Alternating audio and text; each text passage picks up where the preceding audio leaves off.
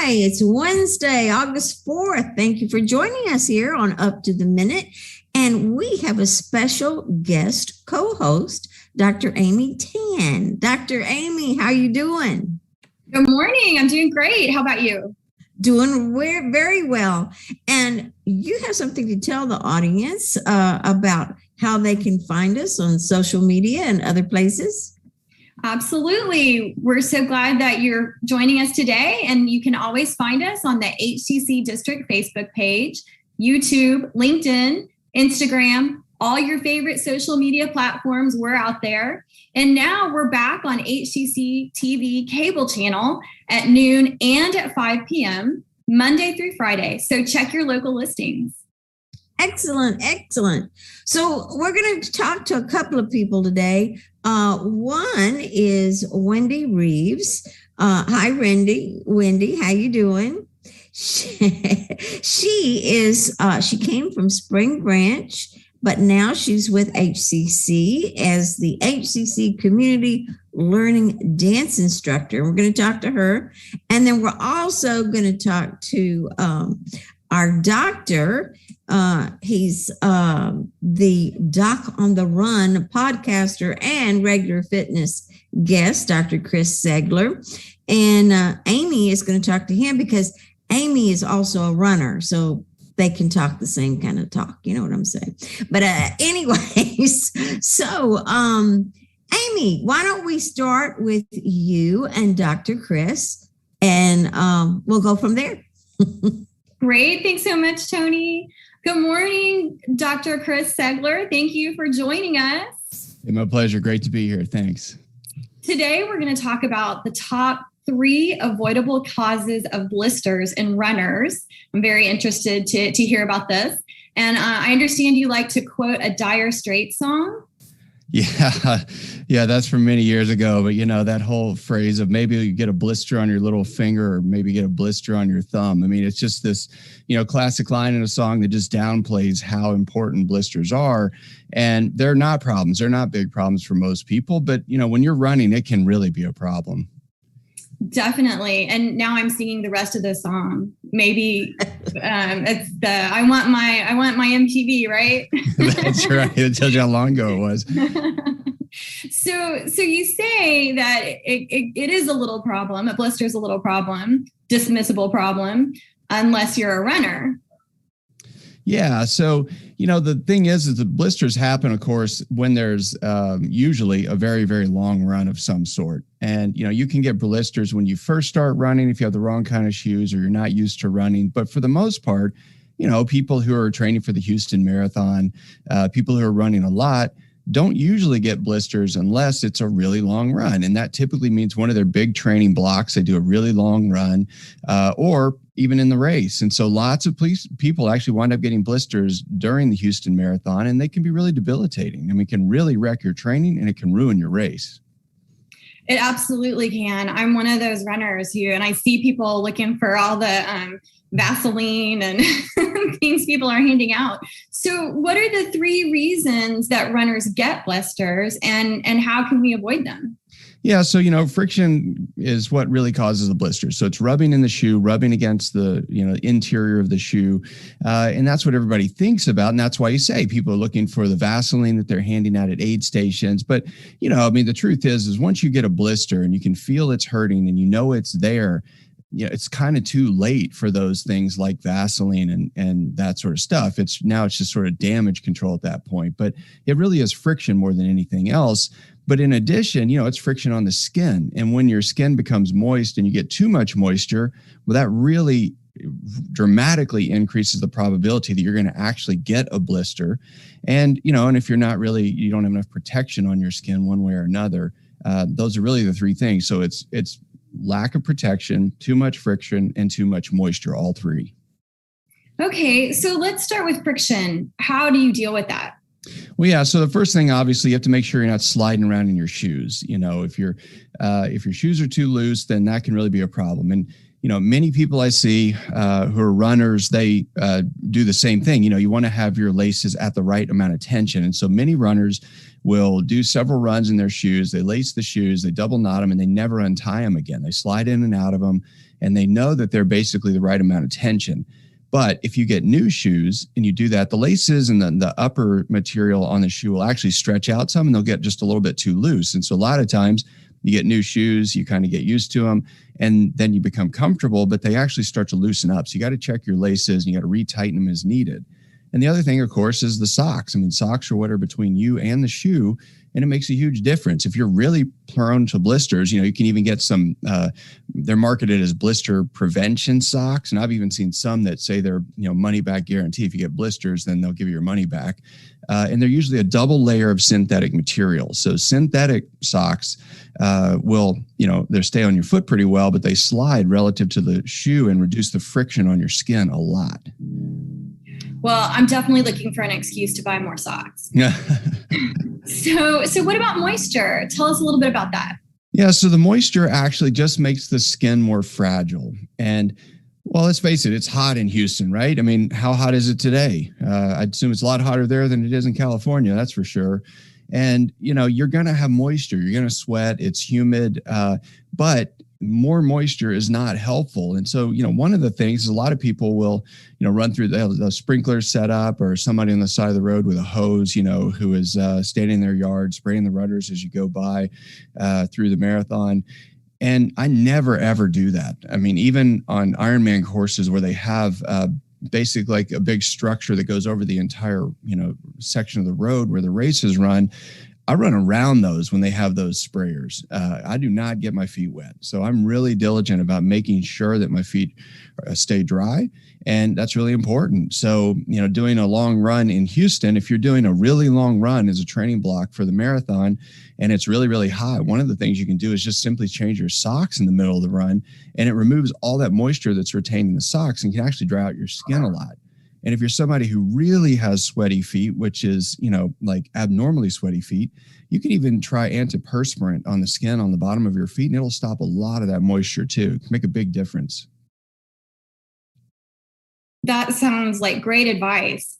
How do we protect ourselves from blisters?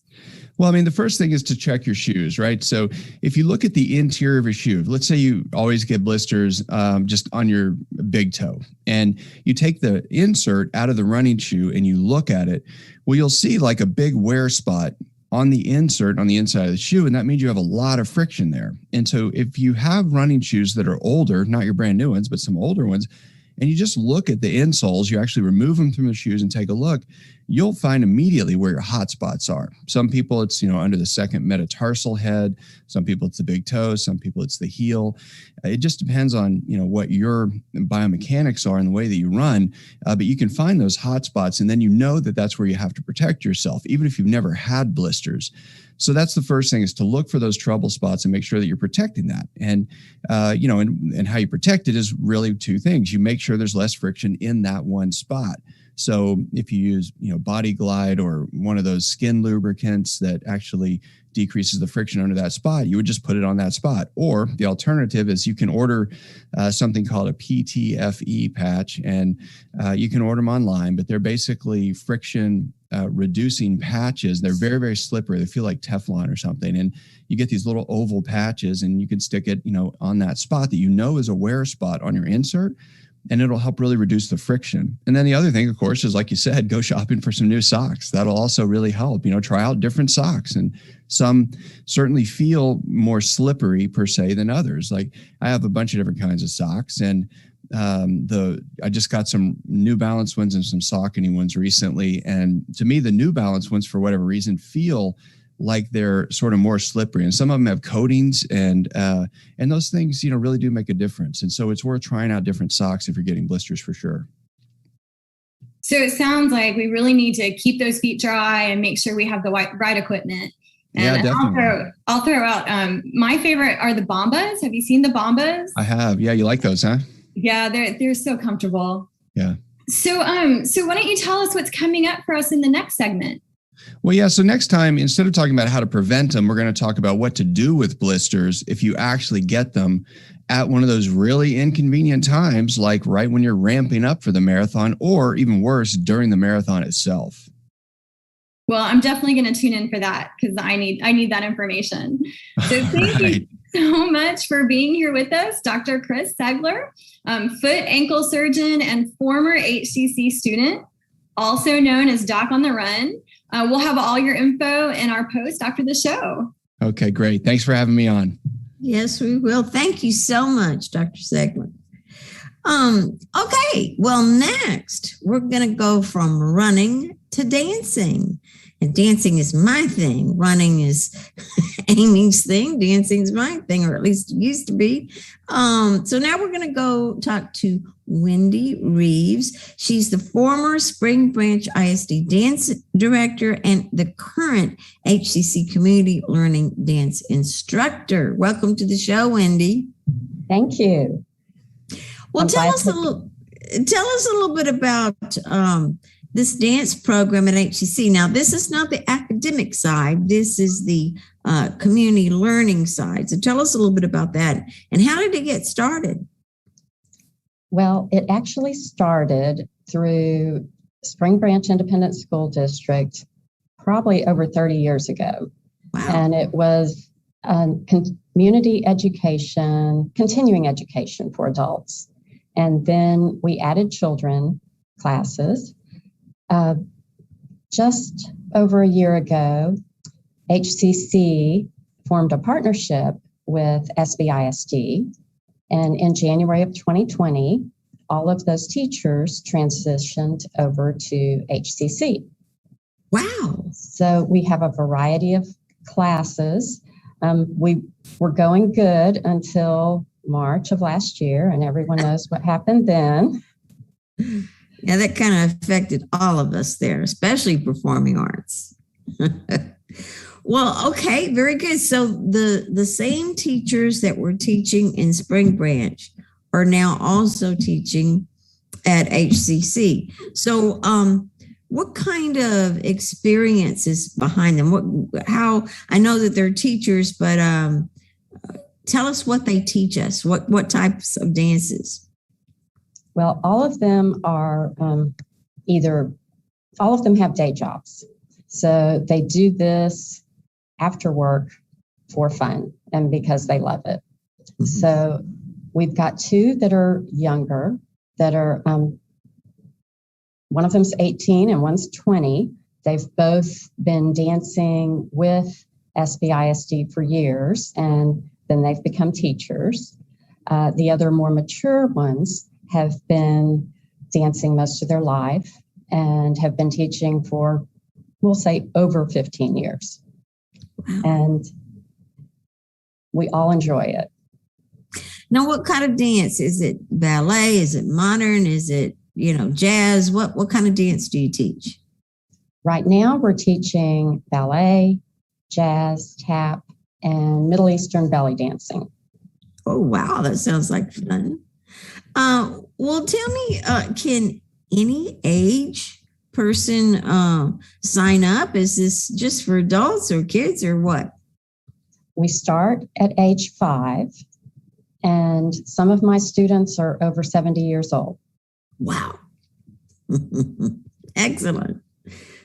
Well, then, so tell me, do you have it divided where you've got a beginner's class and a moderate maybe, and then an advanced class, or how do you do that? Well, right now for the children's classes, we've divided them up by age. So we've got 3 ballet classes for children. One is 5 to 7-year-olds. The other is 8 to 11, and the other is 12 and up. And then for tap, we've got a teen tap class. We also have an upper level adult tap class. These ladies have been with me for years. And for belly dance, we have and belly dance is only for adults, and we have, it's a beginner and intermediate type class. Excellent, excellent. So tell me, when a student signs up for this or their parents sign them up for this, what can they expect when they come to class? Well, our classes are small. It's my understanding that we're limited to 10 people per class, and we've got large rooms so everyone can be spaced out. You will learn to be graceful. You'll be able to improve your balance. You will have a sense of accomplishment. One of the things that I love about it is when I show up at my class to teach, all of my troubles from the day are gone. Mm-hmm. I am focused right there on the dance, and nothing else is bothering me in the world. And I love dance so much more than going to the gym. It's a great form of exercise. You'll feel the endorphins, and you'll feel like you've had a workout. It's definitely a workout. Sometimes they say that, especially with ballet and some of the other dances, you work almost every muscle in your body, right? That is true. You will sometimes find muscles that you didn't realize you had, but it's a good thing. It's a good thing. The discovery. Now, let me ask you, is this free? Does it cost money? How much does this cost? The classes are around $139, I believe, and that's for the semester. Each class is 55 minutes long, and they are in the evenings or on Saturday mornings. And the semester runs from August 30th through December 11th. So the classes meet once a week. And so that's for a fall session, and then you have a spring session too, I guess? Or do you? Yes, ma'am. Yes, ma'am. That is the plan. And we also have shows, performances that we do at the HCC campus. That is why I've got the stage background to promote the shows that we do. And some students, it's not required. Some students are a little nervous about it, but I've had adults that have always wanted to learn to dance, and they've never performed before, and they love it. So tell me a little bit about these performances. What kind of, how do you go about doing that, and where at HCC are the performances at? There is a theater at the HCC Spring Branch campus, and that's actually where we teach the tap classes. So that's kind of fun because you're taking the class on stage, because they've got the best floor for tap in that room. The shows in the past, we've done one in December and one at the end of May or 1st of June. So we're still working that out with HCC as to how often we'll be doing those shows. But we do have one tentatively planned for December 11th. And do you get the drama department or who to help you with staging it? You know, like I know the dancers do their dance, but sometimes you have some props up there and things like that, and lights and all that stuff. Well, as far as the props, I have a team of teachers and a couple of my sisters that help design the props and the backdrops. We have backdrops that we can redecorate, if you will, based on whatever theme we're doing. And themes. How do you go about doing that? You have, give me some examples of some of the performances you've done in the past. Well, one of them was Heroes and Villains, and the kids really got into that. We were doing different types of movie themes with different villains. We've done Dancing Through the Ages, 70s, 80s, 90s. We even went back to the 20s, 30s, and 40s, and the disco era. So we did musicals. So we've done a variety of different themes like that, and we've had a lot of fun with it. That sounds great. Well, I'm looking forward to see your performances. I'm performing arts, so I did all of them: sing, dance, act, and all that stuff. So I love dance. So tell us, what do we do for those of us who want to register? How do we do that?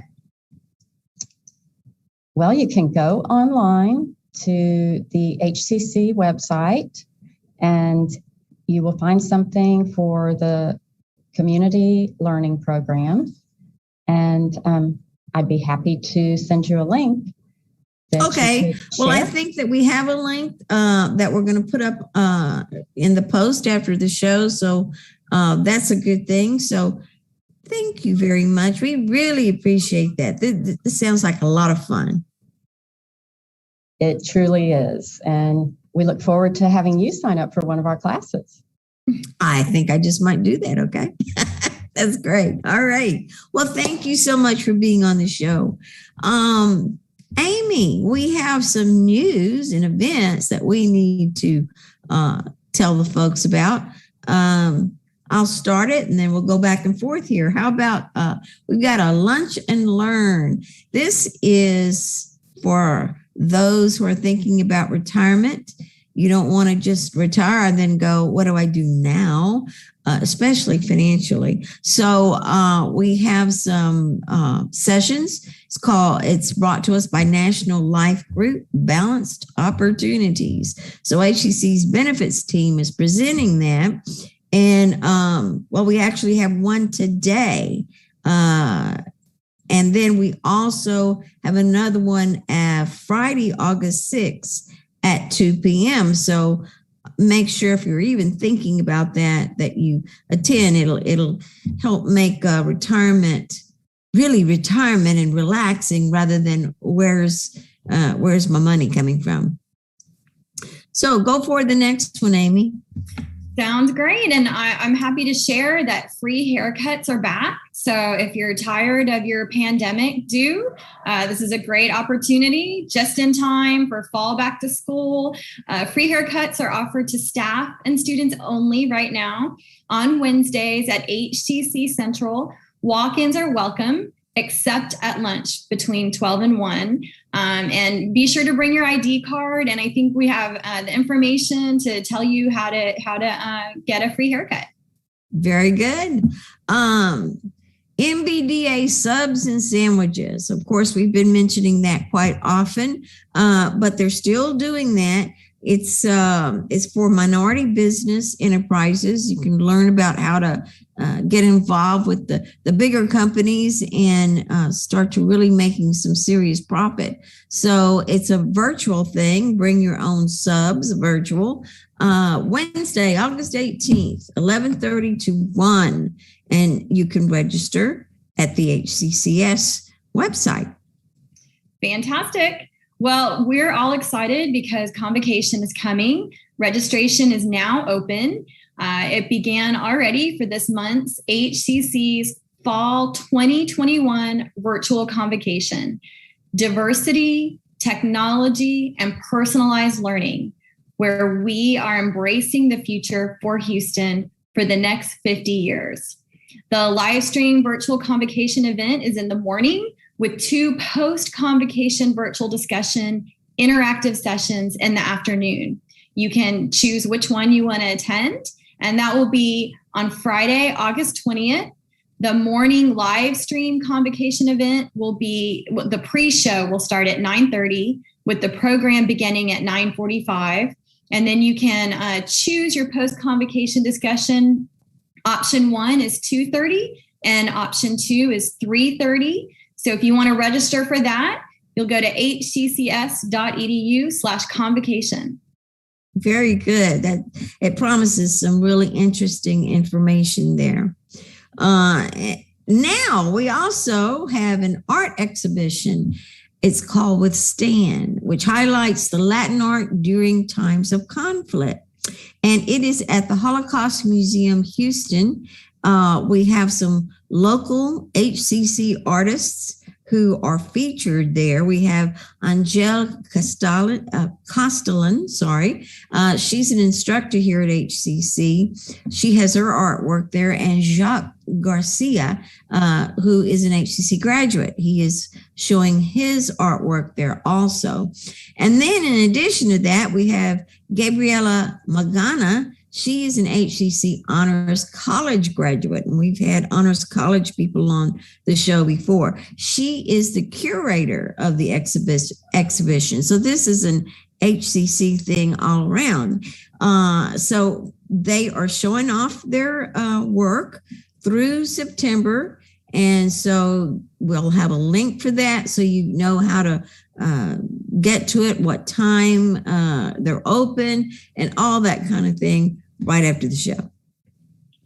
Wonderful. I'm definitely going to check that out. So if you need to bridge the IT gap, if you need help accessing technology, IT resources can help students succeed at HCC. So to help bridge the digital divide for students with limited access to technology, HCC offers the following tools to complete academic pursuits. So we have a technology loaner program, we have free software, we have free Wi-Fi, we have technical support, and for seniors who are 55 or over, we have the Silver Eagle program. So for details, check our post after the show for the HCC link. Sounds good. And tick-tock, tick-tock, the time is passing by. Fall is upon us. So you got to register. If you're even thinking about registering for fall, sign up now, register now. We have all kinds of classes to choose from, not only different academics, continuing ed, all kinds of things. We also have different ways. We have online anytime. We have online on a schedule, which means you're still online, but you meet at a certain time, like through Zoom or WebEx or one of those things. Which is a really neat way. I've taught that way before, and I think that's a fine way to learn. We have hybrid lab. We have hybrid courses where you do both. You do online and face-to-face. And then, of course, the normal face-to-face in-person class. Now, those face-to-face classes are filling up fast. So don't forget to register now, hccs.edu/now. And tomorrow, real quick, we will have HCC's Drama Department Chair, Deborah Schultz. She's going to tell us a little bit more about all the wonderful drama programs coming on. We can't wait to see it. I teach it. You gotta see that. And on Thursday, our virtual family fun guest is from Art Reach Houston, which says it uses art to change lives, delivering quality art programs to the most vulnerable populations, children and families at risk, special needs groups, and senior citizens. So wonderful. Thank you. Thank you, Dr. Amy. We really appreciate you being on with us. And thank you guys for watching us. And don't forget to come back tomorrow. We got some wonderful stuff for you, and we'll see you next time on Up to the Minute.